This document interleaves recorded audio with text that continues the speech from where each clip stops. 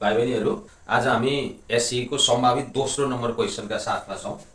Question यस प्रकार रहेको छ, एकजना सेवानिवृत्त शिक्षकले रु 80,000 2 वर्षका लागि प्रति वर्ष 10% को दरमा अर्धवार्षिकी चक्रीय ब्याज पाउने गरी एउटा विकास ब्याङ्कमा रहेको आफ्नो खातामा जम्मा गरेछन्।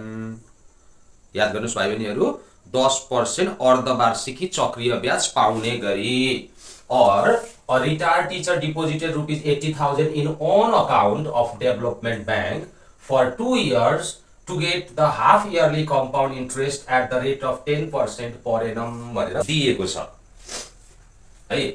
भने अब यसमा क्वेसन सोधियो भाइ बहिनीहरू, पहिलो क्वेसन छ अर्धवार्षिकी चक्रीय ब्याज अनुसार 2 वर्षमा कति पटक ब्याजको गणना गरिन्छ लेख्नुहोस् भनेर है। अथवा how many times the interest is calculated according to the semi-annual compound interest in 2 years, write it भनेर हाम्रो पहिलो क्वेसन रहेको छ भाइ बहिनीहरू। त भाइ बहिनीहरू सेमी एनुअल कम्पाउन्ड इन्ट्रेस्ट यानी कि अर्धवार्षिकी चक्रीय ब्याज दरमा चाहिँ हरेक 6 महिनामा एकपल्ट ब्याजको गणना गरिन्छ। अर्धवार्षिकी मतलब आधी वर्षमा एकपल्ट भनेपछि यहाँ हामीलाई 2 वर्षमा भनिएको छ। सो 2 इयर्समा हो भने फर्स्ट क्वेसनको एन्सर भयो भाइ बहिनी हाम्रो 4 times है। अब यसलाई ल्याङ्ग्वेजमा भाइ बहिनीहरूले लेख्नुहुँदा राम्रो हुन्छ। अर्धवार्षिकी चक्रीय ब्याज दर अनुसार 2 वर्षमा ब्याजको 4 पटक गणना गरिन्छ भनेर लेख्न सक्नुहुनेछ भने इंग्लिश मिडियमका भाइ बहिनीहरूले according to semi annual compound interest the interest is calculated 4 times in 2 years भनेर चाहिँ भाइ बहिनीहरूले लेख्न सक्नुहुन्छ। ए नम्बरको 1 मार्क्सको क्वेसन थियो त्यो भाइ बहिनीहरू। भने ख यानी कि क्वेसन नम्बर बी ले सोधिएको क्वेसन छ भाइ बहिनीहरू, उक्त शिक्षकले 2 वर्षको अन्त्यमा अर्धवार्षिक चक्रीय ब्याज अनुसार कति चक्रीय ब्याज प्राप्त गर्दछ पत्ता लगाउनुहोस्। अर्धवार्षिकी ब्याज दर अनुसार कति ब्याज प्राप्त गर्दछ ब्याज निकाल्नु पर्यो भाइ बहिनीहरू हामीले। और according to the half yearly compound interest what would be the compound interest received by teacher at the end of 2 years, find it भनिएको छ भाइ बहिनीहरू। सो यसका लागि भाइ बहिनीहरूले हामीलाई दिएको टाइम t इक्वल्स टु या समय t इक्वल्स टु 2 वर्ष भयो। त्यस्तै गरेर हामीलाई दिएको सम डिपोजिटेड अथवा principal p is equals to 80,000 deposit गरेको हो। सो बचत गरिएको 80,000 रुपीज 80,000 चाहिँ हाम्रो प्रिन्सिपल भयो। अनि रेट अफ इन्ट्रेस्ट 10% ले भनिएको छ भाइ बहिनीहरू, at the rate of 10% per annum प्रति वर्ष।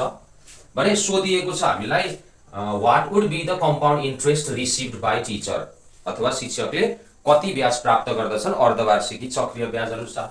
सो ब्याज यानी कि i is equals to what. So हामीलाई थाहा छ वी नो इन्ट्रेस्ट निकाल्ने फर्मुला भाइ बहिनीहरू। सो इन्ट्रेस्ट निकाल्ने फर्मुला हो p bracket 1 plus r by 200 को पावर 2t minus 1 यो हाम्रो फर्मुला हो भाइ बहिनीहरू। वार्षिक ब्याज दरमा यहाँ 100 यहाँ t मात्रै रहन्छ, अर्धवार्षिकीमा 200 2t रहन्छ है भाइ बहिनीहरू। सँगसँगै अर्को कुरा के पनि याद गर्नु होला भाइ बहिनीहरू भने कहिलेकाहीँ हामीलाई यो रेट 10% पर एनमलाई चाहिँ हामीलाई at the semi annual rate of interest, यहाँ इयरली कम्पाउन्ड इन्ट्रेस्ट भनिएको छ भने कहिलेकाहीँ हामीलाई at the semi annual rate of interest 80% भनेर भन्छ। यदि त्यो भन्यो भने त्यो आर होइन है भाइ बहिनीहरू। Semi annual rate of interest भनेको आर को आधा हो, r/2। 6 महिनाको ब्याज दर 1 वर्षको भन्दा आधा हुन्छ। सो r/2 हो त्यो। त्यसबाट आर निकालेर अनि मात्रै यो फर्मुला अप्लाई गर्नुपर्ने हुन्छ। और कोही कोही भाइ बहिनीहरूले r/2 डिभाइड बाइ तल 100 लेखेर पनि गर्ने गर्नुहुन्छ। त्यसरी पनि सिक्नु भएको हुन सक्छ, त्यो गर्दा फेरि पनि हुन्छ।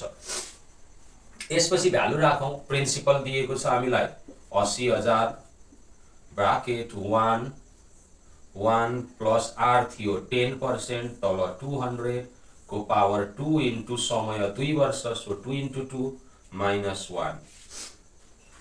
यसपछि भयो 80,000 ब्राकेट यो 200 ले 1 लाई मल्टिप्लाई गर्ने अनि 10 जोड्ने भाइ बहिनीहरू। 210 तल रह्यो 200, यसको पावर भयो 2 2 जा 4 माइनस 1।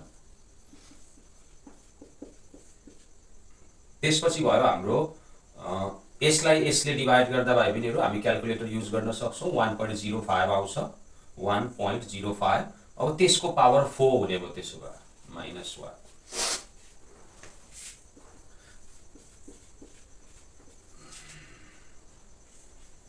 यसपछि भाइ बहिनीहरू क्यालकुलेटर थिच्दा फेरि हाम्रो यस्तो आउँछ 1.05 को पावर 4 चाहिँ है, हेर्नु होला डेसिमल पछाडि 8 वटा नम्बरहरू छन्। अब यदि हामीले त्यो 8 वटा मध्ये कुनै नम्बर मिस गर्यौँ भने योसँग मल्टिप्लाई गर्दा आउने आन्सर अल्टर आउँछ।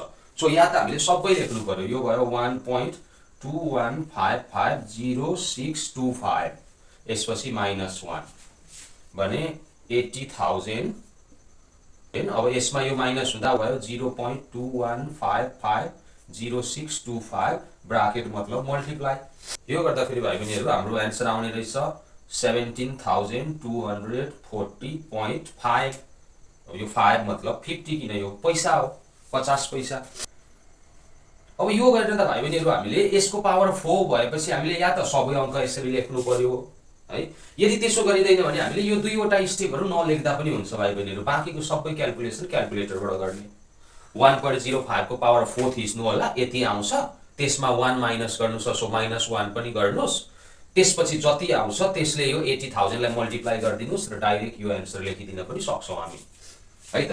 सो यसपछि हामी कन्क्लुड गर्न सक्छौँ अत उसले यति रुपैयाँ चाहिँ प्राप्त गर्नेछ भनेर।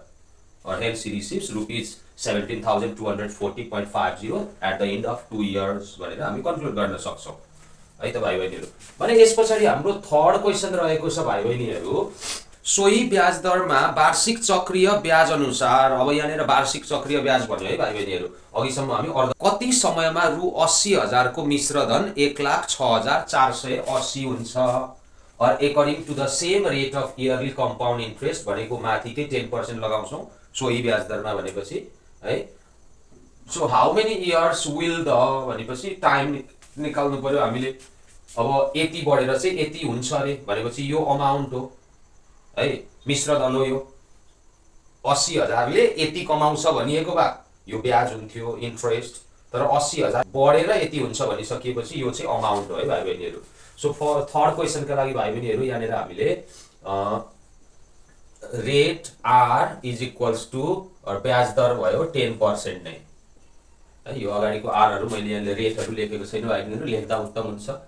त्यस्तै गरेर प्रिन्सिपल पी भयो हाम्रो 80,000 रुपैयाँ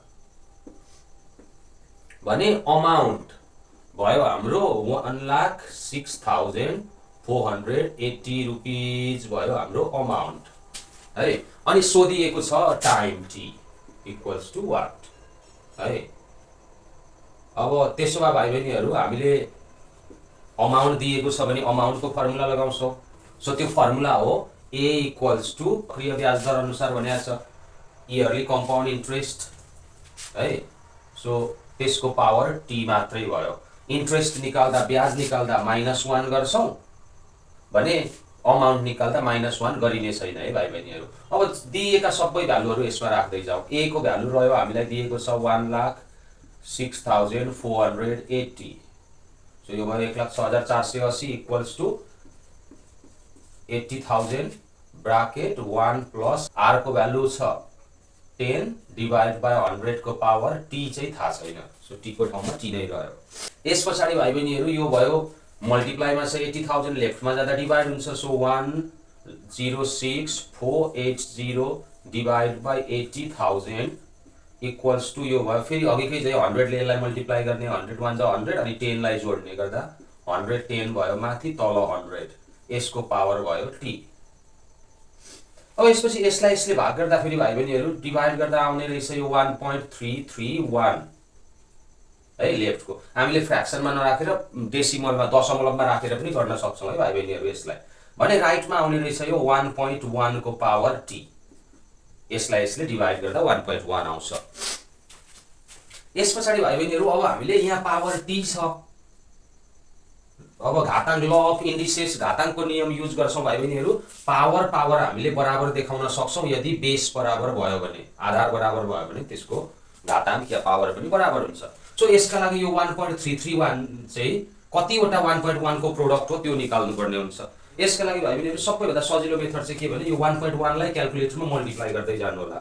1.1 इन्टु 1.1 इन्टु 1.1 3 पल्ट गर्दा फेरि भाइ बहिनीहरू यो 1.331 आउँछ। त्यसो भए यसलाई हामी 1.1 को पावर 3 लेख्न सक्छौँ। उता भयो 1.1 को पावर टी देयरफोर अब बेस इक्वल भएपछि पावर पनि इक्वल हो, सो t इज इक्वल 3 वर्ष। सो यो चाहिँ हाम्रो एन्सर भयो बहिनीहरू है त।